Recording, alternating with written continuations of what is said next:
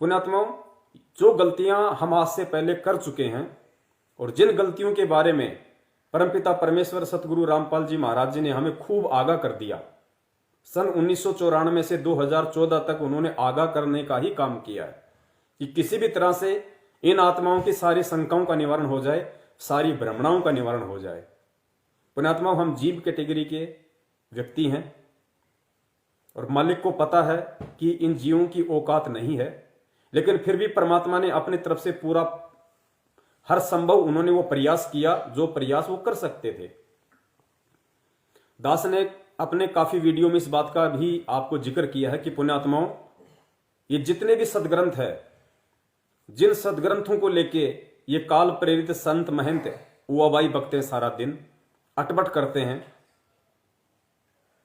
ये जितने भी सदग्रंथ हैं, इन सदग्रंथों का हमारे लिए केवल एक ही महत्व है और कोई महत्व नहीं है। हम सदग्रंथों से पार नहीं हो सकते। दुनिया का कोई भी संत महंत शंकराचार्य सदग्रंथों से अपने शिष्यों को पार नहीं कर सकता और ना ये सदग्रंथ पार कर सकते। द्विवेदी, त्रिवेदी, चतुर्वेदी, गुरुदेव ने बताया कि जो 2 वेदों के जानकार थे वो द्विवेदी, जो 3 वेदों के जानकार थे वो त्रिवेदी, जो 4 वेदों को कंठस्थ याद करके बैठे थे वो चतुर्वेदी। गुरुदेव ने कहा कि लाखों गए लाखों आए, आज वो गधे कुत्ते बने घूम रहे हो गलियों में, 4 वेदों को कंठस्थ याद करने वाले। तो पुण्यात्माओं, सदग्रंथों से मुक्ति नहीं है। इन सदग्रंथों का रोल क्या है आध्यात्मिक क्षेत्र में, ये गुरुदेव ने समझाया। पूज्य गुरुदेव ने बताया कि बच्चों, सदग्रंथों का तुम्हारे लिए केवल इतना ही महत्व है कि सदग्रंथों से तुम सतगुरु की पहचान कर लो, तुम गुरु की खोज कर लो। क्योंकि अगर कोई भी व्यक्ति तुम्हें बताए या सतगुरु खुद तुम्हें बताए कि मैं सतगुरु हूं, तो हम जीव हैं, हम विश्वास नहीं कर पाएंगे। जब तक हम आंखों नहीं देख लेते हमारा पेटा नहीं भरता। तो गुरुदेव ने जो ये दुनिया भर के सदग्रंथ जो खोल खोल के दिखाए हैं, गीता जी खोल खोल के दिखाई है, 4 वेद खोल खोल के दिखाए हैं, सभी धर्मों के सभी पवित्र सदग्रंथ उस परमेश्वर ने खोल खोल के दिखाए हैं। वो खोल के दिखाने का गुरु जी का एक ही मकसद था कि ये आत्माएं मुझ सतगुरु को पहचान लें और पहचान के मेरे ऊपर विश्वास कर लें। ब्लाइंड फेथ, जब तक हम अपने सतगुरु पे ब्लाइंड फेथ नहीं करेंगे, अंधविश्वास नहीं करेंगे, आंख बंद करके जो विश्वास किया जाता है। गुरु और शिष्य की एक छोटी सी कहानी है। 2 गुरु और शिष्य थे, वो कहीं जा रहे थे, रास्ते में जंगल था, अंधेरा हो गया, एक छोटी सी कोई कुटिया थी, दोनों रात को उसमें रुक गए। शिष्य सो रहा था, रात को गुरुदेव ने क्या किया, हाथ में चक्कू लिया और अपने शिष्य की छाती पे आके बैठ गया और चक्कू को शिष्य की गर्दन के लगा लिया जैसे कि अभी काटने वाला हो। और जैसे ही गुरुदेव ने अपने शिष्य के यहां पे चक्कू रखा, शिष्य की आंख खुल गई। शिष्य ने ऊपर देखा कि गुरुदेव हैं, वो तुरंत वापस आंख बंद करके वैसे ही सो गया जैसा वो पहले सो रहा था। तो गुरुदेव ने उसको कहा, रे नालायक उठ, तेरे को जरा भी भय नहीं लगा, तेरी गर्दन पे चक्कू रख के मैं तेरी छाती पे बैठा हूं और तू आंख खोल के देख के ऐसे सो गया जैसे तू जगा ही नहीं था, तेरे ऊपर कोई असर ही नहीं है किसी बात का, बेहोश है क्या? तो उसने कहा कि गुरुदेव, आप अगर मेरी गर्दन भी काटोगे तो परमात्मा वो मेरे हित में होगा, वो मेरे फायदे में होगा परमात्मा, अगर आप मेरी गर्दन भी काटोगे तो पुण्यात्मा, इतना विश्वास हमने सतगुरु पे करना पड़ेगा। और जब तक हमारा इतना विश्वास अपने गुरु पे नहीं होगा, अपने बाप पे नहीं होगा, तब तक हम उनके शिष्य कहलाने के, हम उनके भगत कहलाने के अधिकारी नहीं हैं। और यही विश्वास सतगुरुदेव जी सन 1994 से आज तक आप और हम सब के अंदर पैदा करने की कोशिश कर रहे हैं। उसके बाद तो हम भगत बनेंगे। जब इतना विश्वास हम अपने बाप पे कर लेंगे ना, उसके बाद तो हम भगत बनेंगे। अभी तो आप और हम भगत की कैटेगरी में भी नहीं है, 90% लोग भगत की कैटेगरी में भी नहीं है। कोई भी 2 कौड़ी का ऐरा गैरा नथु बहरा कोई भी व्यक्ति आके हमें यह कह देता है कि संत रामपाल जी महाराज जी का पंथ 12वां पंथ नहीं है और हम अपने गुरु और उस सतगुरु के द्वारा चलाए गए यथार्थ उस पंथ के ऊपर शंका जाहिर कर लेते हैं। फिर किस लिए आपने पढ़ाई पढ़ी थी? किस लिए रातों को 2-2 बजे तक जाग जाग के सतगुरु ने हमें आध्यात्मिक सिलेबस पढ़ाया? सतगुरु ने क्यों हमें यह पाठ पढ़ाया? क्या इस सृष्टि में पुण्यात्मा विचार किया करो। गुरुदेव कहते हैं जब तक तुम सत्संग सुन के मेरे सत्संगों पे विचार नहीं करोगे, मंथन नहीं करोगे, तुम कभी भी ना मुझे समझ पाओगे, ना कभी तुम इस भक्ति मार्ग को समझ पाओगे। पुण्यात्मा चारों युगों का इतिहास उठा के देख लेना, चारों युगों का इतिहास। ये वेद ये मनु के समय भी थे सतयुग में, ये वेद त्रेता युग में भी थे, ये वेद द्वापर में भी थे और आज भी हैं। इन चारों वेदों को पढ़ने वाले और पढ़ाने वाले अरबों खरबों होके जा लिए।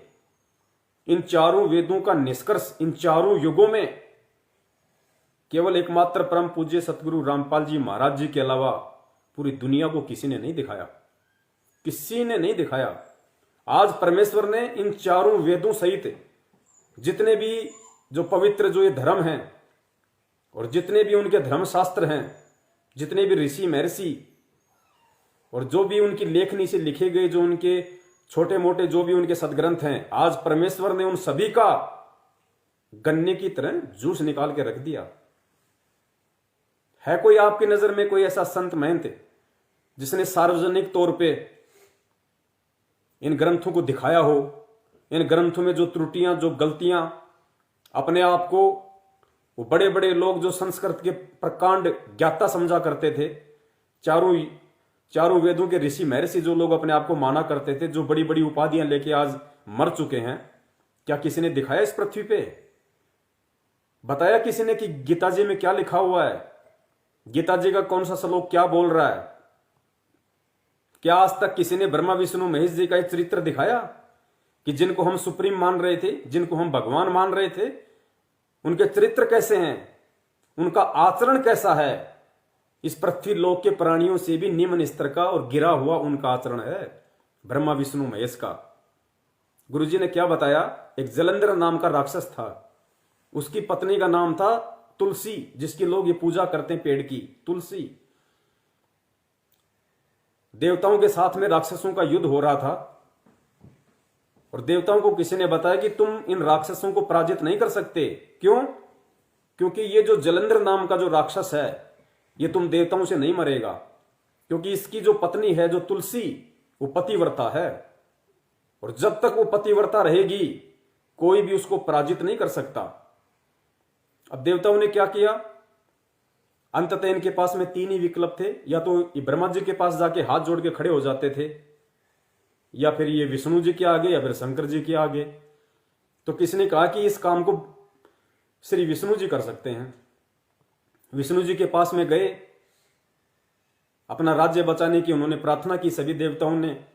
तो विष्णु जी ने क्या किया? जिनको हम सुप्रीम मानते हैं, भगवान मानते हैं, विष्णु जी ने उस जलंधर राक्षस का रूप धारण किया और जो उसकी पत्नी थी तुलसी, उसके पास गया, उसके साथ में भोग विलास किया, उसके पतिव्रता धर्म को नष्ट किया, फिर वो राक्षस मरा।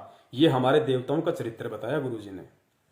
इन्हीं सदग्रंथों से, इन्हीं शास्त्रों से शंकर भगवान का चरित्र जब विष्णु भगवान ने, अब नाम तो विष्णु भगवान का ही लिया जाएगा, लेकिन उस परमपिता परमेश्वर कबीर साहिब जी ने जब भस्मासुर वो भस्म कंडा लेके शंकर जी के पीछे दौड़ रहा था, जिसको लोग महाकाल कहते हैं, वो अपनी जान बचाने के लिए अपने ही एक सेवक भस्मासुर से आगे होके दौड़ रहा है, भाग रहा है। उस परम पिता परमेश्वर कबीर साहिब जी ने पार्वती का रूप धारण किया और शंकर भगवान की जान बचाई भस्मासुर को भस्म करके। दुनिया में कहावत बन गई, विष्णु जी ने बचाया, विष्णु जी ने पार्वती रूप धारण किया। कोई दिक्कत नहीं, परमात्मा मान बढ़ाई के भूखे नहीं होते हैं। ब्रह्मा विष्णु महेश भी उसी परमात्मा के बच्चे हैं, उनको राहत देना भी परमात्मा का ही काम है। शंकर जी 88,000 वर्ष तक तपस्या करके, क्योंकि उससे पहले पार्वती जो राजा जो दक्ष था उसका पिता, उसके हवन कुंड में कूद के अपना शरीर छोड़ चुकी थी। तो शंकर जी ने 88,000 वर्ष तक अपनी काम वासना को मारने के लिए तप किया, और तप करके जब आए उन्हें पता चला कि ऐसी ऐसी घटनाएं घट चुकी हैं। विष्णु भगवान ने मोहिनी रूप बनाया था, ऐसा रूप कि सब लोग पागल हो गए, राक्षस वगैरह सब विष्णु जी के पास में गए, विष्णु जी से प्रार्थना की कि भगवान मोहिनी रूप दिखाओ। विष्णु जी ने कहा कि भाई ऐसे थोड़ी दिखाया जाता है, कोई समय था, उस समय वो लीला करनी थी, हो गई। लेकिन नहीं, वो जिद्दी थे, बैठ गए। विष्णु जी को पता था जब तक नहीं दिखाऊंगा तब तक जाएगा नहीं। तो विष्णु जी ने कहा कि थोड़ी देर आप रुकिए यहाँ पे, मैं अभी आता हूं। विष्णु जी ये कह के अंदर चले गए। दूसरी तरफ से घूम घाम के उसी जंगल में आ गए, वो मोहिनी रूप बना लिया सुंदर लड़की का। शंकर भगवान ने उस लड़की को उधर घूमते हुए देखा और इतने मोहित हो गए, इतने काम वश हो गए, जो 88,000 वर्ष तक काम भगवान को नष्ट करने का वो तप करके आए थे कि मैंने कामदेव पे विजय प्राप्त कर ली है, वो उस लड़की के उस मोहिनी रूप के ऊपर इतने आसक्त हो गए, उस लड़की के पीछे पीछे चल दिए, अंदर जंगल में चले गए। और गुरुजी ने बताया अंदर जाके और दुराचार करने की मनसा से, भोग विलास करने की मनसा से उसका हाथ पकड़ लिया, और गुरुदेव ने बताया उसका वीर्य पतन हो गया वहीं पे। ये चरित्र हैं। ब्रह्मा जी का परमेश्वर ने बताया अपनी ही बेटी सरस्वती की पीछे से बात भर ली, भरी सभा में, इतना कामवश हो गया। वो तो वैसे ही रजोगुण का देवता है, सबसे ज्यादा काम वासना उनके अंदर है। तो पुण्यात्माओं, ये सारे जो चरित्र हैं इन देवताओं के, ये 4 युगों में किसने खोल के बताए? सार्वजनिक रूप से टीवी चैनलों पे खोल खोल के किसने बताए?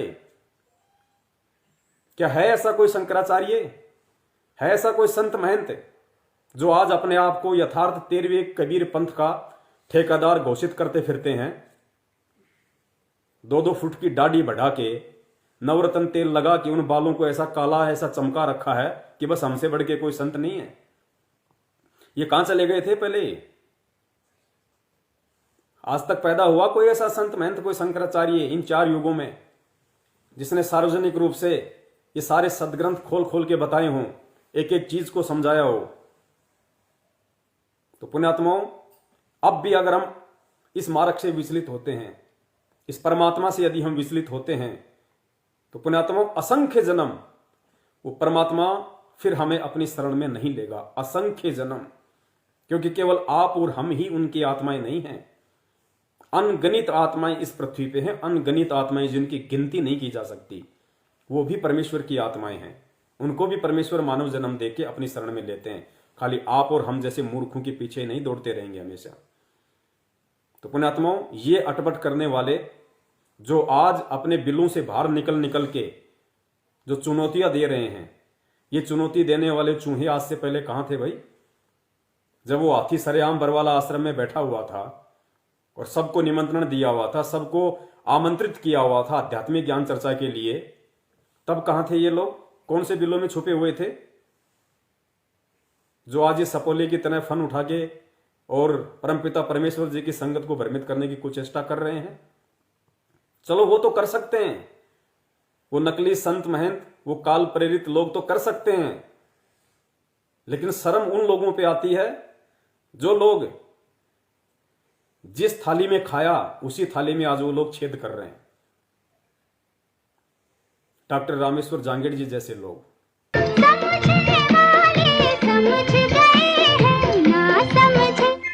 ना समझे वो अनाड़ी है।